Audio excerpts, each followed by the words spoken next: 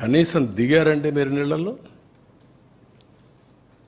East Godavari జిల్లాకు పోతే road మీద తిరిగి మీరు వస్తే మీకు బాధలు తెలుస్తాయండి. మీకు నీళ్ళల్లో దిగనవాడు, బురదలో దిగేదానికి నీకు ఆలోచన చేసేవాడు నువ్వు ప్రజాసేవ పనికొస్తావు నువ్వు అంటే ఏమనుకుంటున్నారు మీరు?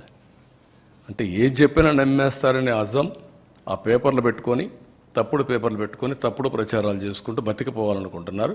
ఆ ఆటలు సాగవు, అది గుర్తుపెట్టుకోమని హెచ్చరిస్తాను.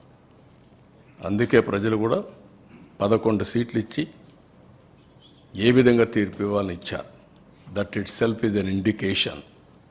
ఊరంతా ఒక దారి, వీళ్ళది ఇంకొక దారి అంటారు. ముసలివాళ్ళు అంటే నడవలేని ముసలివాళ్ళు పెన్షన్ డబ్బులు తీసుకొచ్చి ఇచ్చి ఒక నెల నాకు పర్వాలేదు